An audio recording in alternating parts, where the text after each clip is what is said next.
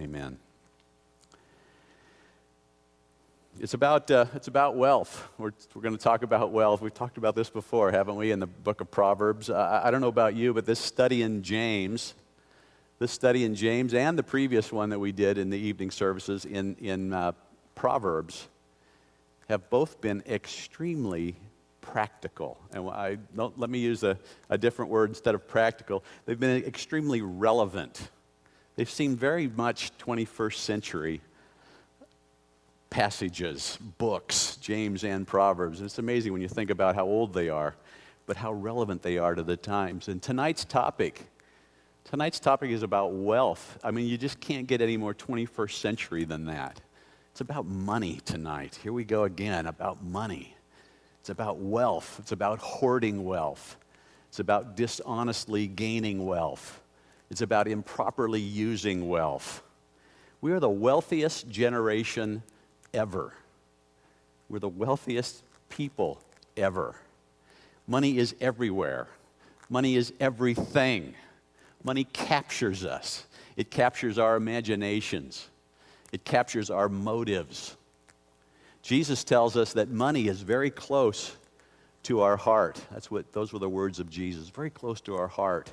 And it's so close to our heart that it can vie for kind of the number one spot in our heart. And that's why he says so clearly that you can't serve two masters. You can't serve God and money, because we can so easily give money first place in our heart.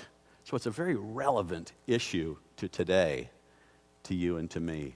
And James has been a book about heart issues. It's just been loaded with, I would call them warnings about heart issues. You can go all the way back to James chapter 1. He talked about double-mindedness, kind of two-heartedness, right? Double-mindedness. Then he went into that passage about hearing the scriptures but not doing it, just letting it kind of blow by our ears, but no change of heart. That was chapter 1.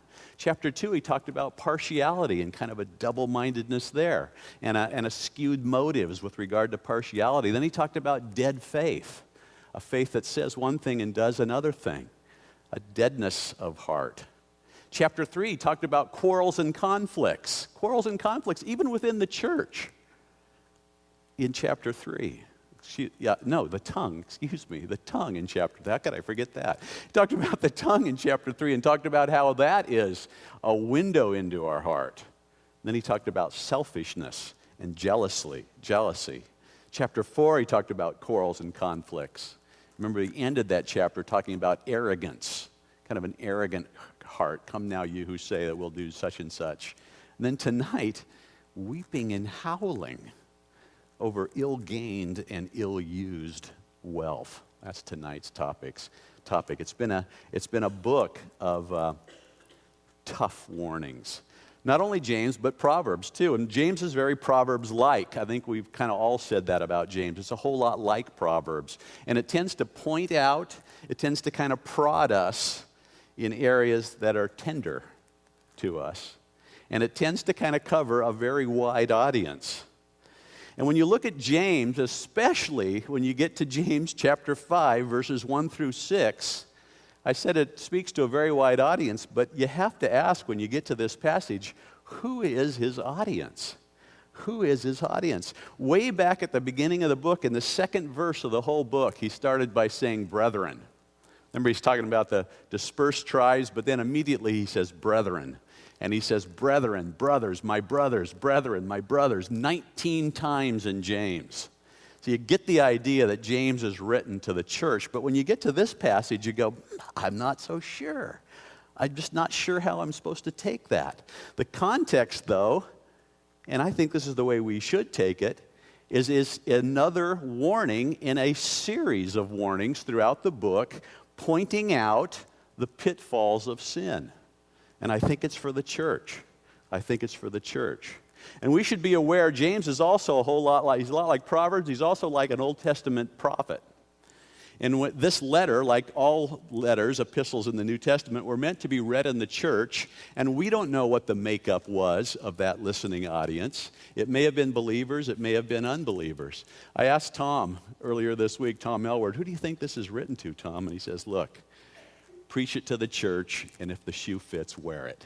And I thought, amen. Kansas City, or Kansas common sense. I love that. If the shoe fits, wear it. So brethren, listen up. That's how he starts. Come now, listen up. And if you're still yet to believe, I think tonight's topic is one of the most common hindrances to coming to Christ: money, wealth. So either way, whether you know Christ or you don't know Christ, listen up. This is a pretty powerful passage. 6 verses. I think it breaks down very easily into 3 sections. If that's what we're going to do tonight, 3 sections. Verses 1 through 3, a warning against hoarding wealth. Verse 4, a warning against dishonest accumulation of wealth. Verse 5 and 6, a warning against improper use of wealth. Simple deal, 3 parts. Warning against hoarding, warning against dishonest accumulation, warning against improper use. That's how we'll do it. We'll just take it in 3 chunks. So let me read verses 1 through 3, a warning against hoarding wealth. Come now, you rich. Weep and howl for your miseries which are coming upon you. Your riches have rotted, and your garments have become moth-eaten. Your gold and your silver have rusted, and their rust will be a witness against you and will consume your flesh like fire. It's in the last days that you've stored up your treasure. Man, I'm telling you, James just starts in, doesn't he? He just starts in, and he starts in by saying, come now, listen up. It's the same words he used back. Just look just a tiny bit up the page, chapter 4, verse 13. Bill's topic last week. Come now, you who say today or tomorrow we'll do such and such. Come now, listen up. And in that context, we took it as talking to the brother. I'm telling you, I think he's talking to the brothers here. But again, listen, everybody, listen up. Come now. Come now. It gets your attention. It gets the attention of the reader. It gets the attention of the hearer that he's about to speak to you. He says, come now, you rich. And then he says this. I've been telling the guys, thanks, guys, you gave me the weep and howl passage. Because, doesn't this kind of stick out in James? Come now, you rich, weep and howl for your miseries which are coming upon you. And what's he mean by that? What did he say that for? Weep and howl for your miseries that are coming upon you. I think you can take that in one of 2 ways. I think you can take it probably in both ways. It could be a weeping in remorse, a weeping in repentance. Because it's not very much unlike the words he used back in chapter 4. Let me read those to you. Chapter 4, 9. Draw near to God, and he will draw near to you. Cleanse your hands, you sinners. Purify your hearts, you double-minded. Be miserable and mourn and weep. Let your laughter be turned into mourning and your joy into gloom. Humble yourselves in the presence of the Lord, and he will exalt you. It could be a weeping and howling in remorse or in repentance, knowing that these misuses of wealth, knowing where they may lead, and that there's still time for repentance. It might be that kind of weeping and howling. It also might be weeping and howling, knowing where these kinds of misuses of wealth will lead. And he's saying, heed the warning. Heed the warning, because it's going to lead to destruction. And you're going to get that sense as you look at these 6 verses. There's a lot of references to yet everything being made right somewhere out there in the future. You've got that verse in verse 3 where he says it's in the last days that you've stored up your wealth. You get to verse 5 and it says there's a day of slaughter coming. So you do get this sense that something's coming in the future. And weep and howl because of that, because that's where this stuff's going to lead you. Either way, it's a forceful and strong introduction to this little passage on these 3 different misuses of wealth: hoarding, dishonestly gaining, and improper use. So now he goes kind of into the argument of don't hoard wealth. And it's in verse 2 and maybe 3a, you could say. Your riches have rotted. Your garments have become moth-eaten. Your gold and your silver have rusted, and their rust will be a witness against you. They'll consume your flesh like fire. It's in the last days that you've stored up your treasure. He goes in now and starts describing what this might look like, this idea of hoarding. And you get the idea as we look at this. He's talking about like over-the-top accumulation of wealth. And he describes it by saying, your riches have rotted, your garments are moth-eaten, and your gold and your silver have corroded. Does that sound very familiar to you at all? I'll tell you, when I read that, especially the moth-eaten part, I thought of Jesus' words. I just thought immediately of Jesus' words as he describes kind of hoarding or putting away wealth. Listen to what he said in Matthew 6. Do not store up for yourselves treasures on earth, where moth and rust destroy, and where thieves break in and steal. But store up for yourselves treasures in heaven, where neither moth nor rust destroys, and where thieves do not break in or steal. For where your treasure is, there will your heart be also. No one can serve two masters, for either he will hate the one and love the other, or he'll be devoted to one and despise the other. You can't serve God and money. That's what Jesus said. Later in Luke 12, he says this, sell your possessions, give to charity, make yourselves money belts which do not wear out, an unfailing treasure in heaven, where no thief comes near, nor moth destroys. For where your treasure is, there will your heart be also. And don't get lost in the weeds here. This is about where your heart is. That's what this passage is about. It's about where your heart is. These are symptoms that he's talking about here with regard to wealth. It's got to do with where your heart is.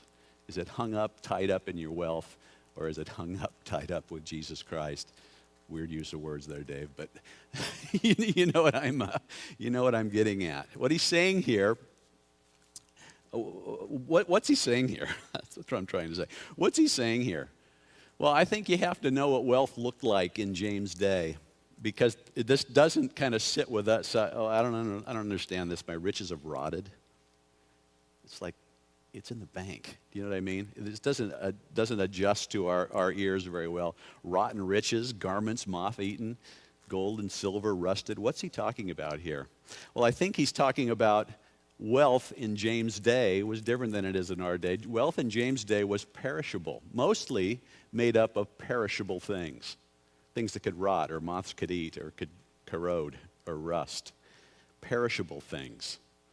Let me read the famous parable that you'll just recognize immediately. Here's a picture of a guy with, you could say, ridiculous surplus, hoarding of perishable things. His money, his wealth was in his grain, his produce of his land. Listen to what Jesus said in Luke 12. Beware and be on your guard against every form of greed.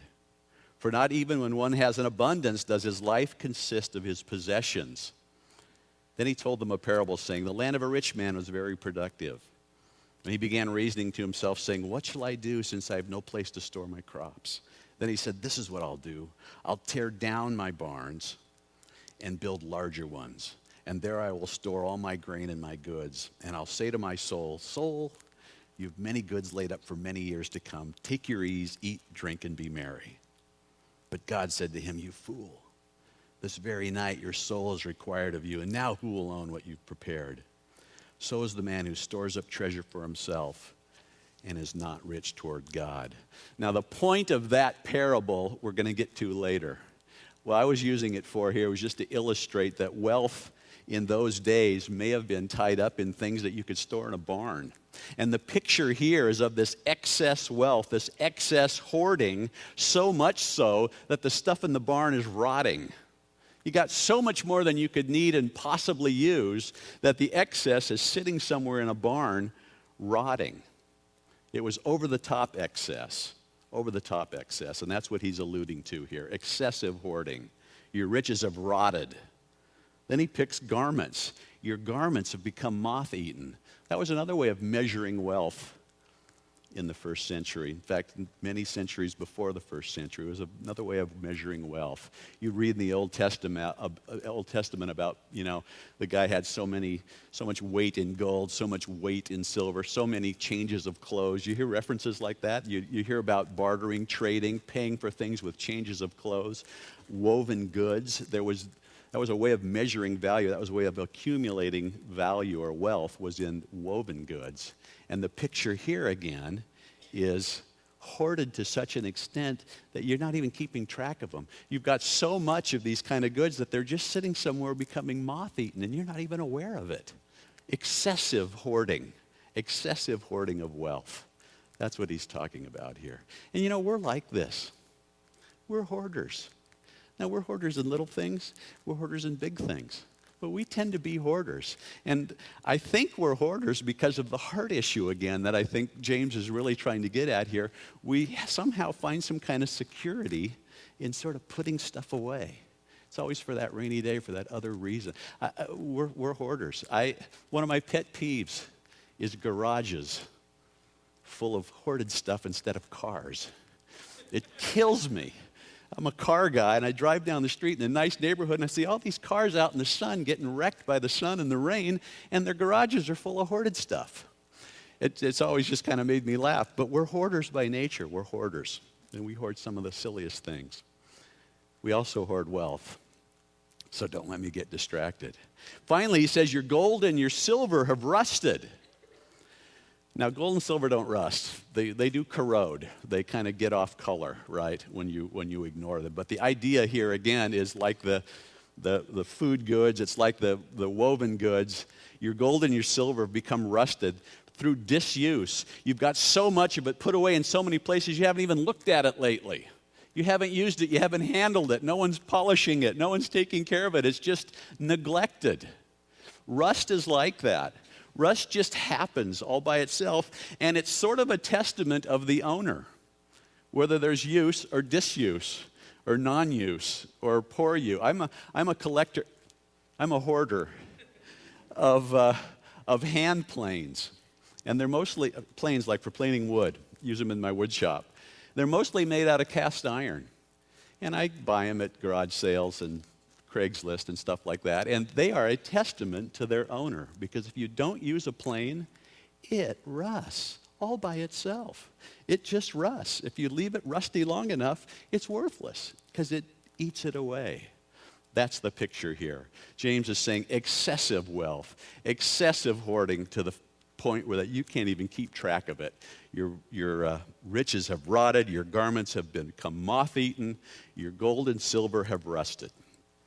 Your gold and silver have rusted. And then he says, and that rust will be a witness against you. That rust will be a witness against you. It's interesting. The rust is calling out. The rust is calling out.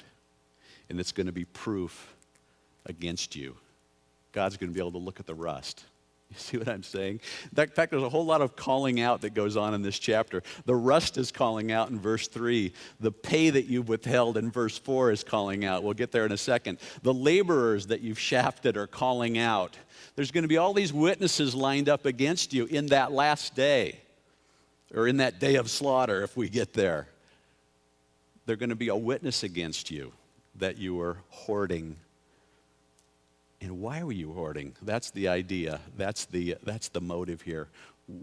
This rust that's going to be a witness against you is going to be a witness against you that you had a diverted heart's desire, that you were setting your hope on the wealth instead of on God. That's really what this is about. And those words I used are from the Apostle Paul in 1 Timothy 6, because it's exactly what he says. Let me read you that passage, because it so dovetails with this James 5 passage. Listen to 1 Timothy 6:17. Instruct those who are rich in this present world not to be conceited or to fix their hope on the uncertainty of riches, but on God, who richly supplies us with all things to enjoy. Instruct them to do good, to be rich in good works, to be generous and ready to share, storing for themselves the treasure of a good foundation for the future, so that they may take hold of that which is life indeed. That's the hard issue. That's the hard issue. We tend to put our hope in the riches instead of in God.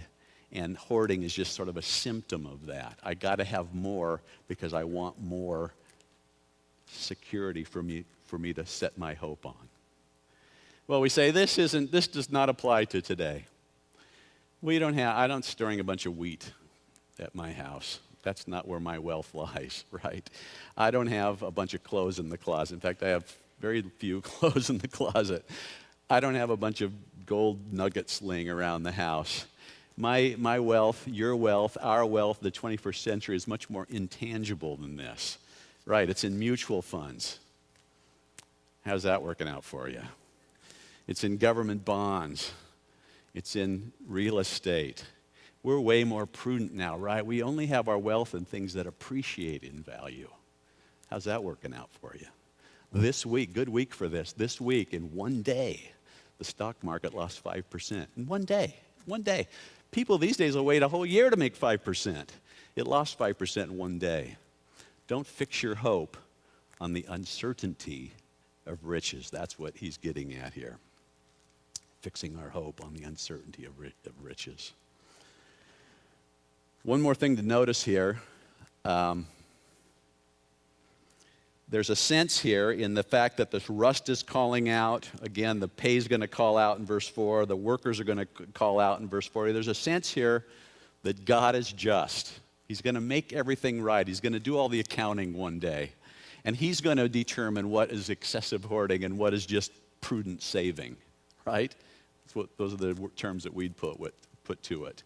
And there is prudent saving. And God is not saying, James is not saying that savings and money is bad, is evil. No, he's saying excessive hoarding because of what it says about your heart is what he's condemning here. So God's going to set all things right one day.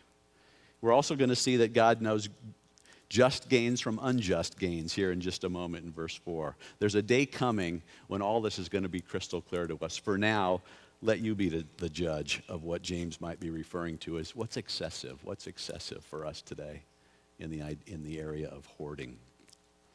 That's the first section. Second section, a warning against dishonest accumulation of wealth. Behold, the pay of the laborers who mowed your fields, which has been withheld by you, cries out against you. And the outcry of those who did the harvesting has reached the ears of the Lord of hosts. Second section here is about the dishonest accumulation of wealth. And as it was helpful in this previous section to know what wealth looked like in those days, food stored in the barns, woven goods stored in the house, maybe silver and gold, it helps to know what most labor looked like in those days for this to make very much sense to you at all. And in those days, most labor was day labor. We'd call it that. We still use that term, day labor. Most day labor in those days was agricultural in nature. And so verse 4 starts to make a whole lot of sense. It's an employer who owns land and hires people to work the land. And you can think of the parables of Jesus. How many of the parables had to do with a landowner and workers in this kind of a context? You can think specifically of that parable in Matthew 20 where Jesus talks about the vineyard owner, and he's making a deal with different people throughout the day. But when he gets to the end of the day, he pays them all. That was common practice for labor in those days, paying at the end of the day. It was the expectation, and really it was the legal practice for labor during those days. And that goes all the way back to the beginning. Let me take you all the way back to Deuteronomy 24. Here's what it says about labor and paying your labor. You shall not oppress a hired servant who is poor and needy, whether he is one of your countrymen or one of your aliens who is in your land, in your towns. You shall give him his wages on his day before the sun sets, if he is poor and sets his heart on it, for he is poor and sets his heart on it, so that he will not cry against you to the Lord, and it becomes sin in you. And here James is saying, look, you've withheld the pay is crying out, and the people that you shafted are crying out. Deuteronomy is saying, pay them so they won't cry out to the Lord. And James is really kind of almost referring back to the Deuteronomy passage. Leviticus 19, again, it says, you shall not oppress your neighbor, nor rob him. The wages of a hired man are not to remain with you all night until morning. That was not the way it was supposed to be. You were supposed to pay the laborer at the end of the day. And James is saying, behold, the pay of the laborers who mowed your fields and which has been withheld by you cries out against you. And the outcry of those who did the harvesting has reached the ears of the Lord of hosts. He's not condemning businessmen, employers and employees. He's not condemning that. He's not condemning making a profit. He's condemning injustice. He's condemning injustice of the rich and the powerful. He's condemning illegitimate business. That's what he's condemning here. And he's saying that God's going to make everything right one day. You still get that sense that there's this judgment day coming. There's this impending accounting that's coming one day yet in the future. And in that last day, like he mentioned in verse 3, it's in the last days that you've stored up your wealth. And in here he's saying the cries of those people, the cries of those wages have reached the Lord's ear. There's going to be a day when all of this is going to come into play, all this is going to be set right, and the oppressor is not going to be able to get away with it. God's going to call him into account. Those wages are crying out. Those workers are crying out. The rust was crying out. We just read in Deuteronomy 24, pay the workers at the end of the day so that they won't cry out. So there's this context of God going to ultimately make things right. And there's plenty of illustrations of that in the Scripture. You know, here we had rust crying out and wages crying out. These two inanimate objects somehow witnessing against the sin that's taking place, and God's aware of it. And I thought of some passages where that was true. Remember Cain and Abel? Cain kind of, I would say, stealthily killed his brother, right? What's the Lord say right after that? I hear your brother's blood calling out to me from the ground. Whew. Cain's sin found him out. God's aware of this injustice, in James' case here, or that injustice, killing of his brother. It was the outcry of the sins of Sodom and Gomorrah that caused the Lord to go down and clean things up there. The sins were crying to the Lord. And here it's rust that's crying, or wages that are crying. It's very Old Testament prophet-like. How he's talking here. And then he talks about the oppressed calling out at the end of verse 4. Not only are the wages crying out, but those who did the harvesting are crying out, and their cries have reached the ears of the Lord. That's a really neat thought to think about. God cares a lot about the oppressed, and he hears the cry of the oppressed. He hears the cry of the oppressed. And that's also something that's pretty common as you read through the Old Testament. He heard their cry. Think about judges. You know, people would sin. He'd send an army against them. A judge would be raised. The people would cry for help. He'd raise up a judge, deal with the oppressing army. They'd sin again. It goes around and around there. But he could hear their cry. He heard their cry. He heard their cry. He hears the cry of the oppressed. I think about Exodus chapter 2, sort of the most famous cry of an oppressed people there is in the Old Testament. You go back to Exodus 2, and it says this, now it came about in the course of those many days that the king of Egypt died, and the sons of Israel sighed because of the bondage, and they cried out. And then it's careful to say this, and their cry for help because of their bondage rose up to God. And then it has this whole string of neat things that God says about God here. Their cry for help rose up to God, so God heard their groaning. God remembered his covenant. God saw the sons of Israel, and God took notice of them. You get to the next chapter and it says, God says, the cry of the sons of Israel has come to me. It's come to the ears of the Lord of hosts. The cry of the sons of Israel has come to me. And the Lord said, I've surely seen their affliction, the affliction of my people in Egypt. I've given heed to their cry because of their taskmasters. I'm aware of their suffering, so I have come down to deliver them. He acts. He's going to act someday for the oppressed. And isn't it great that just as sure as the unjust gain will be condemned, those oppressed by that unjust gain will be vindicated, because God has a heart for the oppressed. And you get that sense, again, as you're reading these 6 verses in James, that there's this day coming when things will be set right. Things will be set right. So a warning against hoarding, a warning against improper gaining of wealth, and finally, verses 5 and 6, a warning against improper use of wealth. You've lived luxuriously on the earth, and led a life of wanton pleasure. You fatten your hearts in a day of slaughter. You've condemned and put to death the righteous man. He does not resist you.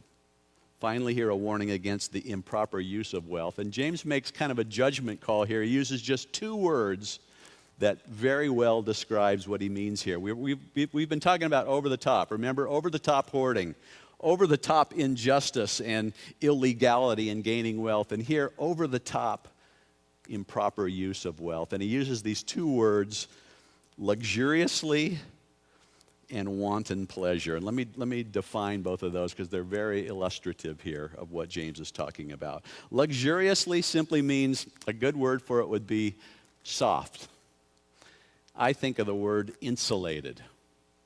You've got so much wealth that you are completely insulated from kind of the lumps and bumps of life.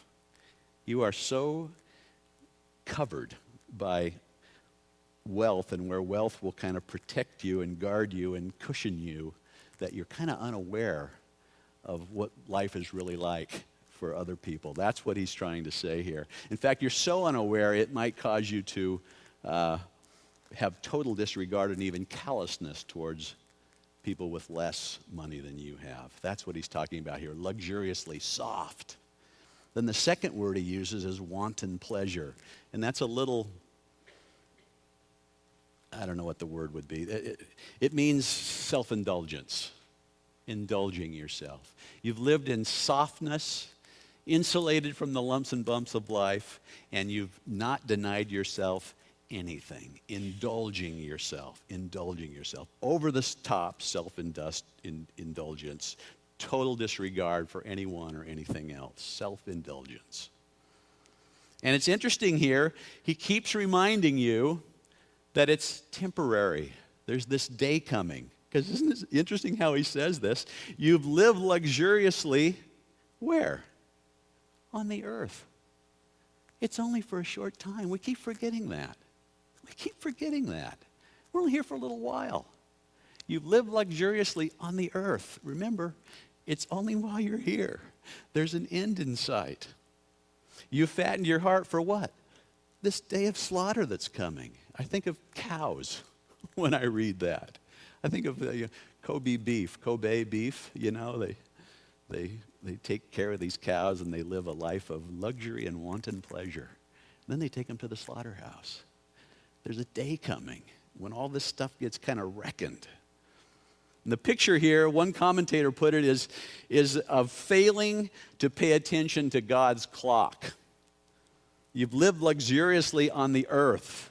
You've fattened yourself for a day of slaughter. You're living as if that this was all there is. You're living as if this was all there is. Think of that guy back in Luke 12 that we talked about. He put all of his stuff in the barns. He had the barns full and the bigger barns full. He had all the barns full. And what did he say to himself?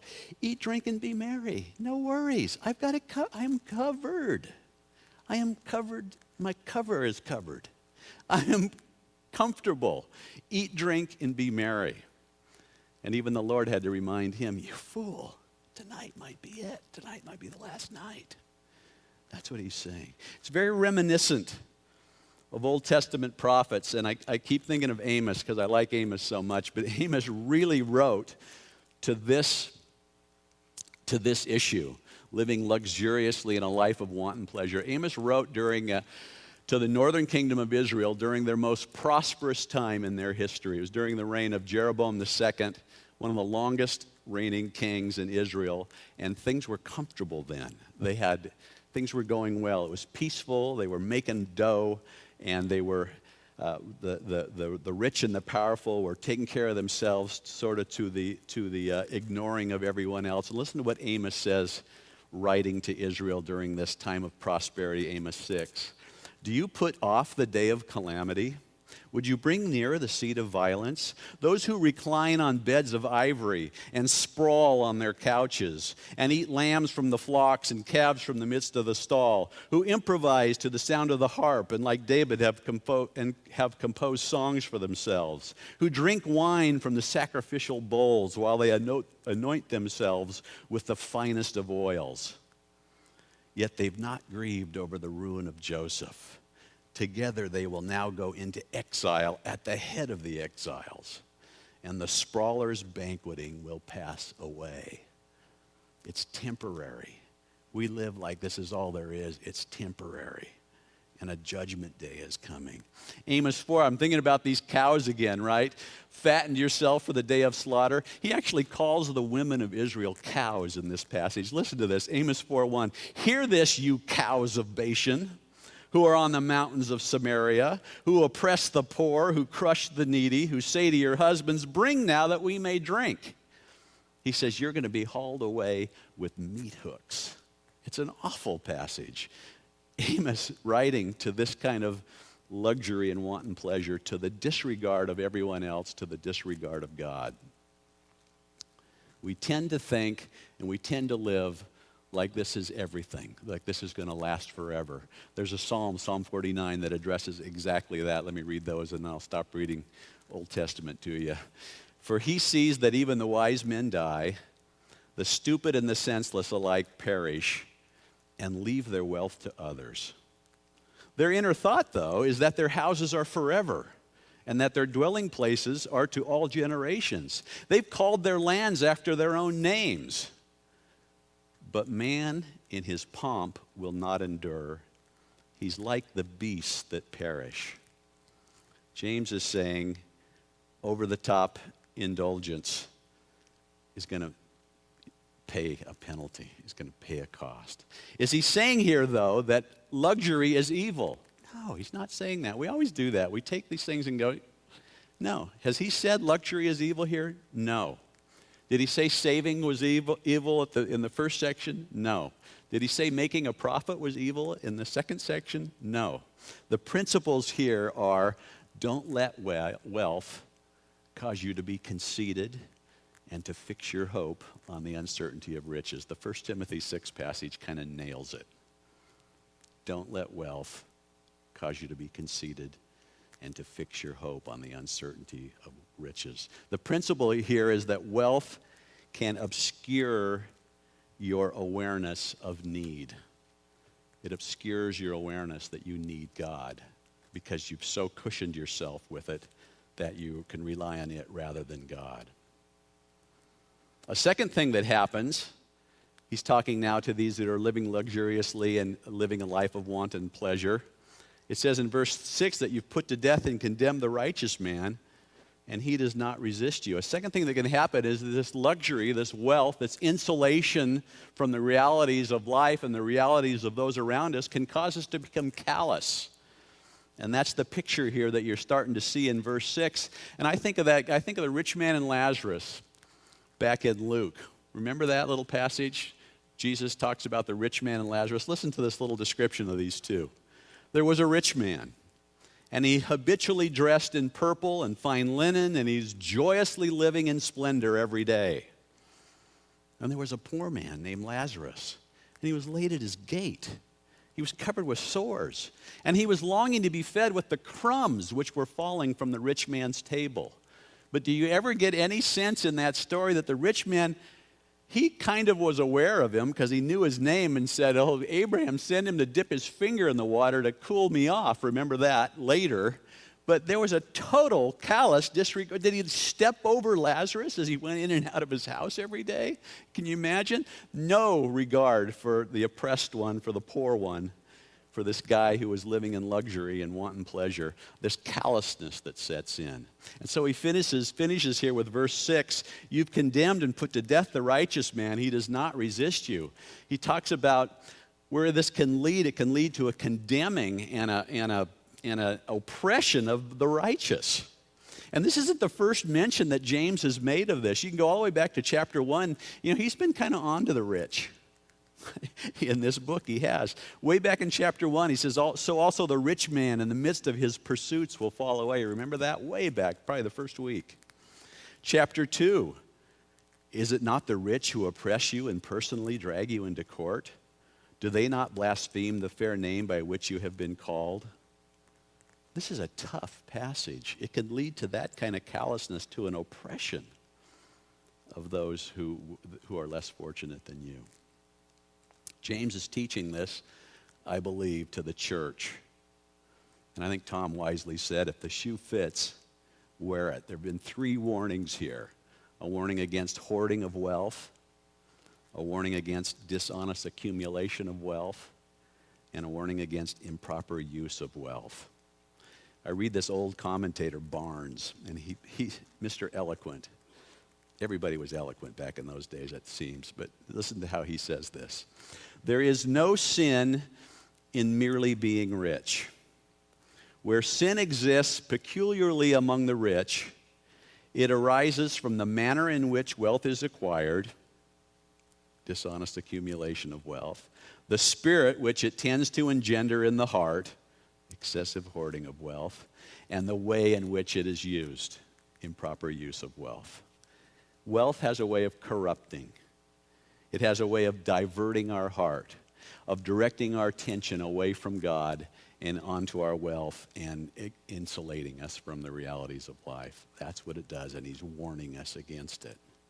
And verse 6 really serves, and I don't want to go there because I'm saving it. Someone's taking this next week, but verse 6 kind of works as a transitionary verse because he says, you've condemned and put to death the righteous man. He does not resist you. Well, explains why in verse 7 and following. He says right after that, be patient, therefore, brethren. If you're being oppressed in a situation like this, be patient. Remember, God's going to make everything right. God's going to make everything right. Just wait for that day. God's going to make everything right. God's ultimately going to set everything right. That's how the passage ends. It's been a tough passage. Why don't we stop now and I'll pray, sing another song. Then I'm going to come back and take a different take on verse 6 as we kind of wrap things up. But let's sing in between here. Let's pray. Father in heaven, thank you for this. Thank you for this